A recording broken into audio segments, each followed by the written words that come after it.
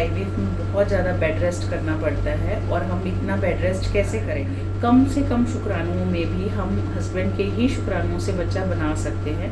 जब बच्चा यूट्रस में जाता है तो उसकी वॉल के साथ स्टिक हो जाता है, क्योंकि ये वॉल बहुत ज़्यादा स्टिकी होती है।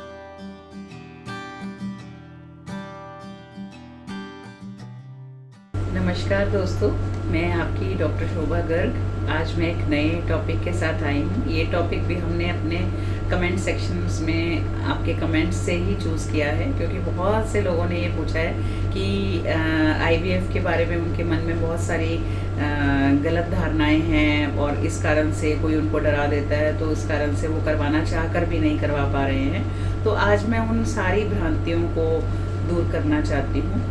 तो आईवीएफ को लेके लोगों के दिल में बहुत सारी शंकाएं हैं। सबसे पहली शंका जो लोगों के मन में है, जो उनको आईवीएफ करवाने से रोकती है, वो है कि आईवीएफ में बहुत ज़्यादा बेड रेस्ट करना पड़ता है और हम इतना बेड रेस्ट कैसे करेंगे। तो इसमें मैं आपको बहुत ही क्लियरली बताना चाहती हूँ कि आईवीएफ में बेड रेस्ट की 1% भी ज़रूरत नहीं होती।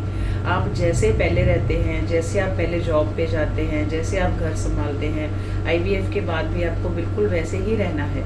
इसमें बेड रेस्ट का कोई रोल ही नहीं बनता है। इसमें सिर्फ जो बच्चा बनाने की प्रक्रिया है, जो आमतौर पर लेडीज़ के अंदर जब अपने आप बच्चा ठहरता है तो वो चीज़ ट्यूब में होती है, फेलोपियन ट्यूब में। उस चीज़ को हम लैब में करते हैं। जब बच्चा बच्चेदानी में चला जाता है तो कोई फ़र्क नहीं है कि वो बच्चा ट्यूब से आया, फेलोपियन ट्यूब से आया या लेबॉर्ट्री से हमने अंदर डाला। जब बच्चा यूट्रस में जाता है तो उसकी वॉल के साथ स्टिक हो जाता है, क्योंकि ये वॉल बहुत ज़्यादा स्टिकी होती है। तो ऐसा नहीं होता कि आप खड़े हो जाएंगे, कोई काम करेंगे, चलेंगे फिरेंगे, करवट लेंगे तो ये एम्ब्रियो हिल जाएगा। एम्ब्रियो जहाँ पे इम्प्लांट हो गया सो हो गया। तो इसमें बेड रेस्ट की बिल्कुल भी ज़रूरत नहीं होती। उल्टा हम ये मानते हैं, बहुत सारी स्टडीज़ ऐसी आ चुकी हैं कि जिसमें लेडीज़ को 2 ग्रुप्स में डिवाइड किया गया कि कुछ लेडीज़ जिन्होंने बेड रेस्ट किया कम्प्लीटली और कुछ लोग लेडीज़ जिन्होंने नॉर्मल रूटीन फॉलो किया। तो उसमें ऐसा पाया गया कि जिन लोगों ने नॉर्मल रूटीन फॉलो किया उनका रिज़ल्ट आईवीएफ का बेटर आया। और हम भी अपने क्लिनिक में हमेशा ये चीज़ देखते हैं कि बेड रेस्ट से रिज़ल्ट पे नेगेटिव इफ़ेक्ट पड़ता है, पॉजिटिव तो बिल्कुल भी नहीं पड़ता। तो ये तो सबसे पहली जो सबसे बड़ी गलत धारणा है जिसको लेके लेडीज़ डरती हैं और आईवीएफ नहीं करवाती, तो उसके बारे में आप बिल्कुल निश्चिंत हो जाइए। आपको 1% भी बेड रेस्ट नहीं करना पड़ेगा और ना ही पूरी प्रेगनेंसी में कोई बेड रेस्ट करना पड़ेगा। ये प्रेगनेंसी एक नॉर्मल प्रेगनेंसी जैसी ही होती है, वैसी ही दवाइयाँ चलती हैं। कई लोग ये भी सोचते हैं कि क्या इस प्रेगनेंसी में बहुत ज़्यादा टीके लगाने पड़ते हैं, पूरे 9 महीने बहुत ज़्यादा दवाइयाँ खानी पड़ती हैं, 9 महीने इंजेक्शंस लगते हैं और एक बहुत पेनफुल प्रक्रिया है। तो ऐसा बिल्कुल नहीं है। आईवीएफ में किसी तरह का कोई पेन नहीं होता है। आईवीएफ में हम पहले अंडे बनाने के लिए इंजेक्शन लगवाते हैं 10-11 दिन, और ये इंजेक्शन बहुत ही पतली सुई से लगते हैं, इनका कोई खास पेन नहीं होता है। और जब हम अंडे निकालने की प्रक्रिया करते हैं तो वो हम पूरी बेहोशी देके करते हैं, उसमें भी आपको कोई पेन नहीं होता और उसमें कोई चीरा वगैरह भी नहीं लगाया जाता। और उसके बाद 9 मंथ्स जो है आपकी प्रेगनेंसी में कोई आपको बहुत ज़्यादा इंजेक्शंस नहीं लगाए जाते। 2, 4, 5, 6 इंजेक्शन हम शुरू में देते हैं, उसके बाद वो भी बंद कर दिए जाते हैं। तो पेनफुल प्रक्रिया ये बिल्कुल भी नहीं है।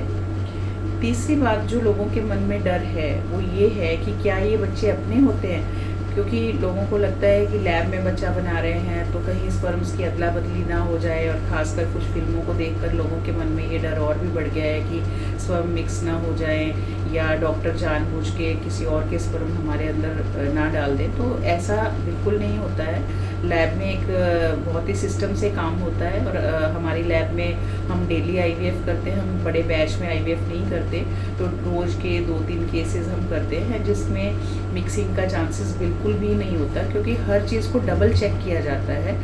और दूसरी चीज़ ये है कि अगर प्रॉपर फैसिलिटी हो तो डॉक्टर को कहीं और से स्पर्म लेने की ज़रूरत नहीं पड़ती। जैसे कि हमारे पास ICSI टेक्निक होने के कारण कम से कम शुक्राणुओं में भी हम हस्बैंड के ही शुक्राणुओं से बच्चा बना सकते हैं।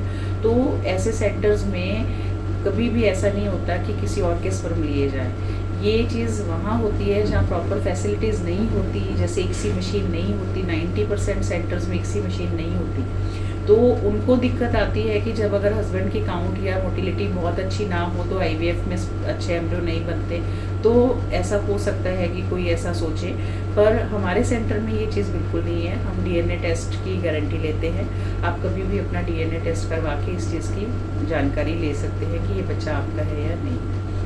हमारे बहुत सारे पेशेंट्स ने कहा कि हम बच्चा पैदा होने पे डीएनए टेस्ट करवाएंगे, और हमने कहा खुशी से करवाइए।